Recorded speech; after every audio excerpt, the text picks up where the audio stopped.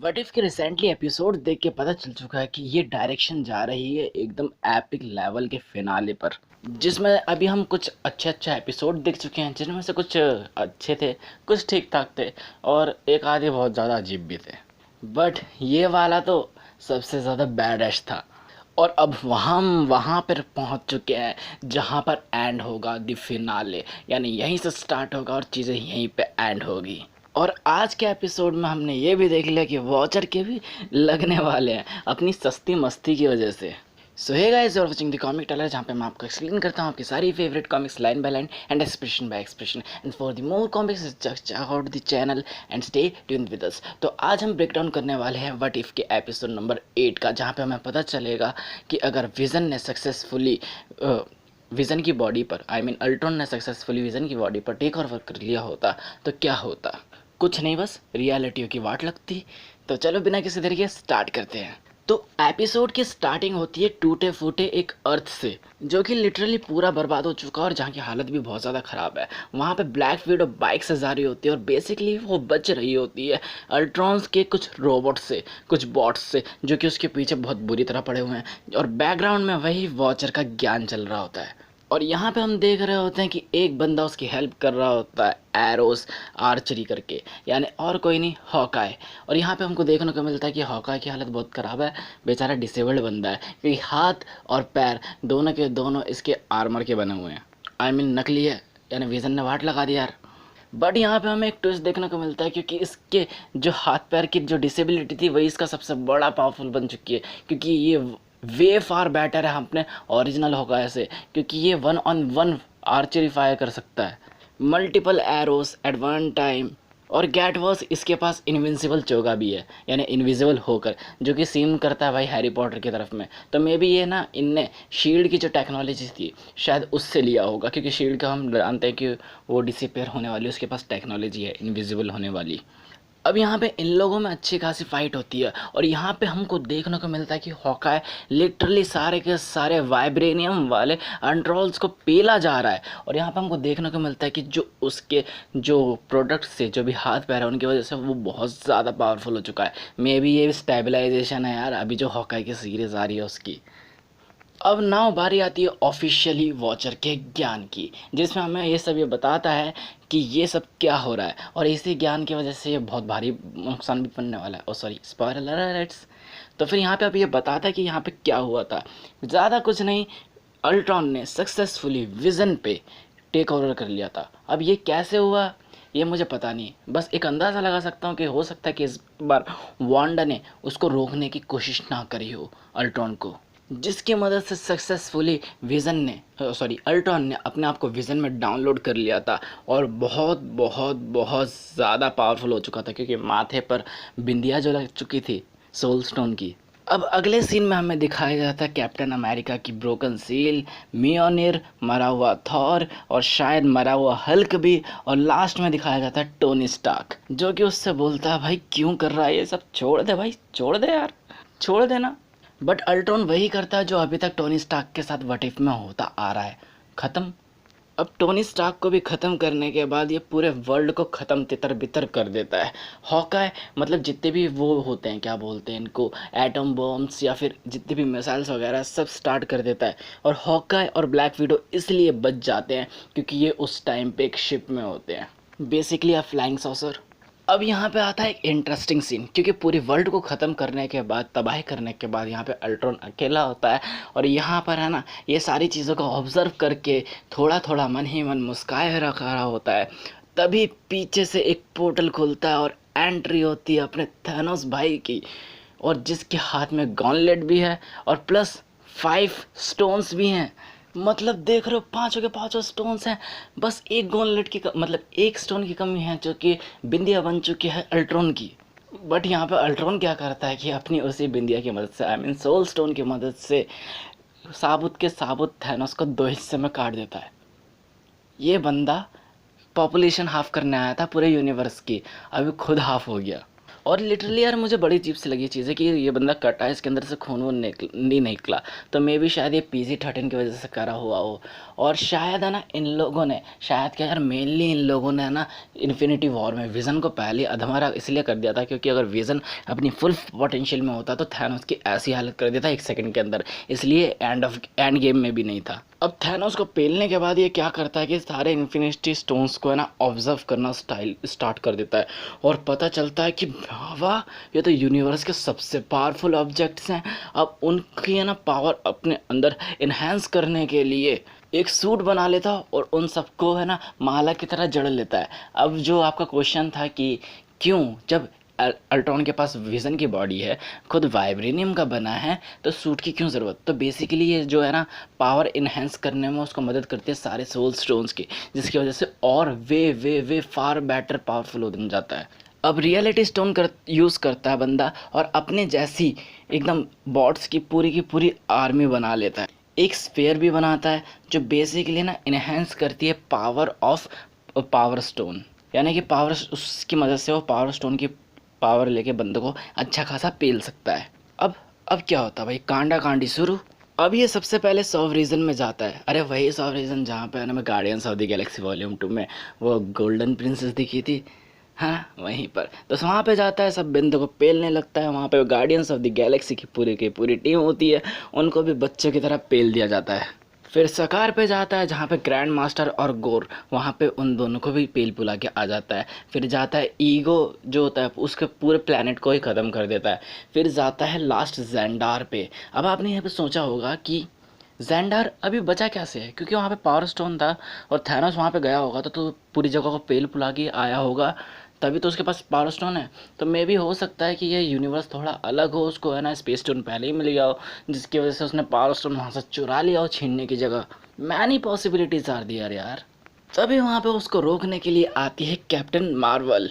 अब ये लोग बातचीत करते हैं, मतलब बातचीत तो बनती है यार। इसी बीच में ना वो अल्ट्रॉन को बुलाती है स्काईनेट, और यहाँ पे सीधा सीधा यार टर्मिनेटर मूवी से रेफरेंस लिया गया है।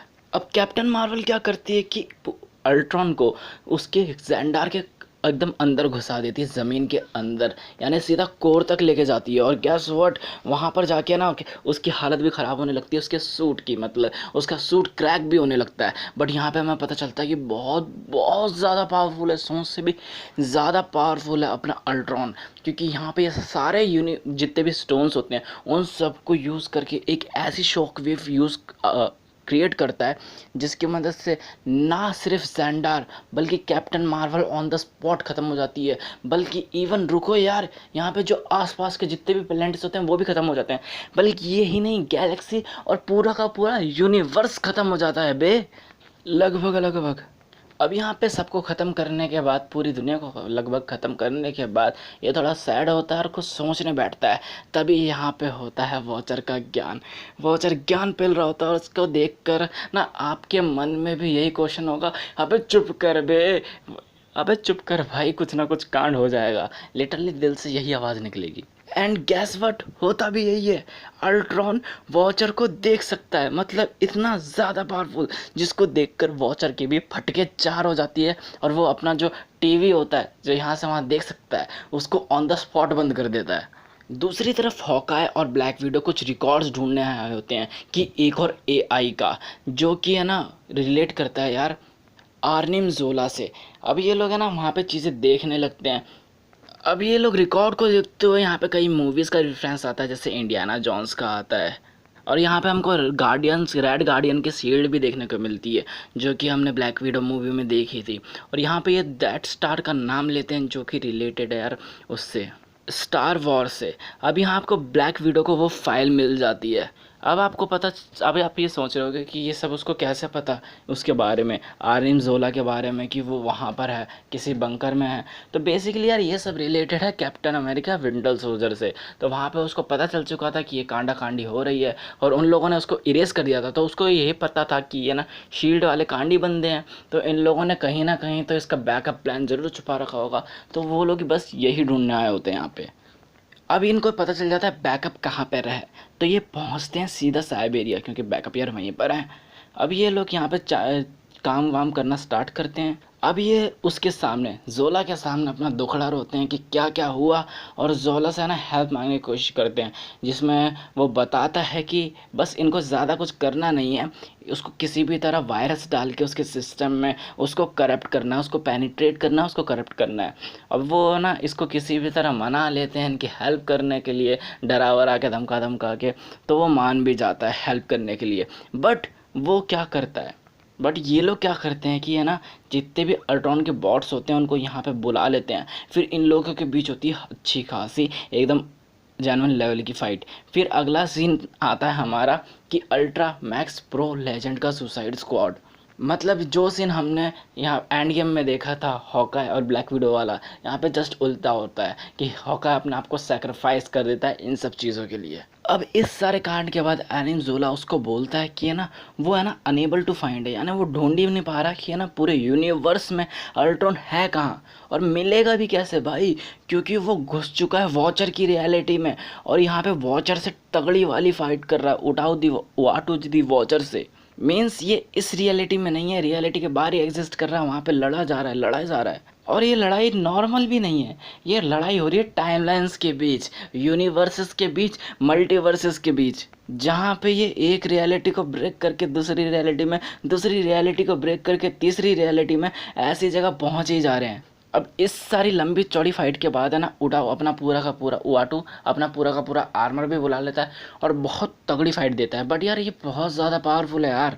वो उआटू को फेंक देता है एक ऐसी रियलिटी में जहाँ पे सब कुछ तो नॉर्मल दिख रहा होता है पहले, बट अगर आप विजन के पीछे, अल्ट्रॉन के पीछे देखेंगे तो है ना, वहाँ पे स्टीव रॉजर प्रेसिडेंट बनने की शपथ ले रहा है, यानी कि इस यूनिवर्स में प्रेसिडेंट है वो। अब यहाँ पे आता है कॉमिक बुक से कुछ रिलेटेड टर्म्स, यानी कॉमिक्स बुक्स में है ना अर्थ 1610, यानी कि यूनिवर्स जो 1610 है दी अल्टीमेट कॉमिक में, वहाँ पे आप जाके देखोगे तो वहाँ पे आप पता चलेगा कि ये ना कैप्टन स्टीव रॉजर वहाँ पे वो बन चुका है, यानी प्रेसिडेंट बन चुका है। और वहाँ की बात अलग है थोड़ी, क्योंकि अपने यूनिवर्स के जितने भी स्टीव रॉजर है वो सारे ढंग के हैं, अच्छे हैं, मतलब कानून में विश्वास रखते हैं।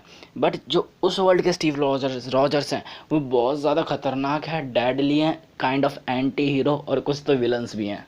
अब फिर फाइट कंटिन्यू होती है जहाँ पर है पंचिस पे पंचिस मारता है, रियलिटी पंचिस मारता है यार, क्या नाम था, अल्ट्रॉन उसको, यानी एक एक पंच में ना ये रियलिटी चेंज कर रहा होता है, कभी वकांडा, कभी क्रल की दुनिया में, कभी यहाँ, कभी वहाँ, कभी दूसरी सेंचुरीज में।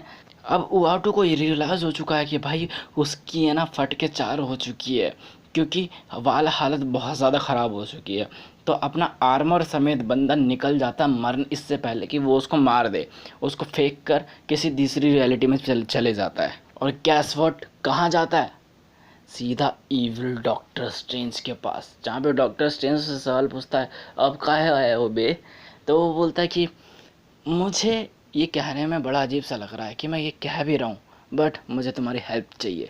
और इसी के साथ ये एपिसोड यहाँ पे एंड होता है और हमें अब पता है कि आगे क्या होने वाला है। सब शायद कि आप डेफिनेटली वॉचर अल्ट्रॉन को रोकने के लिए पूरे मल्टीवर्स पे कब्जा करने से सारे के सारे जो सुपर हीरोज़ हैं उनको इकट्ठा करेगा, जिसमें मे बी जो मेन बंदे होंगे वो होंगे अपना ये इविल डॉक्टर स्ट्रेंज, और दूसरा जो पार्टी थॉर था, T'Challa the lord, star lord T'Challa, है ना, और एक Gamora with her helicopter weapon, जो कि अभी देखने को नहीं मिली है, शायद 9th एपिसोड इसी का होगा। और ये सब लोग मिलकर टीम बनाएंगे गार्डियंस ऑफ द मल्टीवर्स और फाइट करेंगे अपने अल्ट्रो विजन से। सो इसी के साथ एंड करते हैं ये वाला एपिसोड। आई होप कि आपको सारी चीज़ें बहुत जेन्युइन लगी होगी, जो कि यार लगनी भी चाहिए। तो अभी लाइक करो यार, थोड़ा सपोर्ट दिखाओ। और हर दिन चैनल पे बहुत जेन्युइन एपिसोड रिलीज होते हैं, कम से कम 105 से ज़्यादा वीडियोस आ चुकी हैं चैनल पे ऑलरेडी, तो जाके उसको भी चेकआउट कर सकते हो। और हर दिन एक भी चीज़ ना मिस करने के लिए चैनल को सब्सक्राइब कर लो, बेल आइकन भी दबा लो, ताकि कि नोटिफिकेशन आपके सबसे पहले आ सके। जो भी आपकी बातें हैं, जो भी बातें साझा करना चाहते हो वो कमेंट सेक्शन में लिख सकते हो, जो भी आपकी भावना है उनको भी व्यक्त कर सकते हो। और इन द लास्ट जाते जाते शेयर करना बिल्कुल मत भूलना, क्योंकि जितने ज़्यादा लोग होते हैं उतना ज़्यादा मज़ा आता है। सो बाय।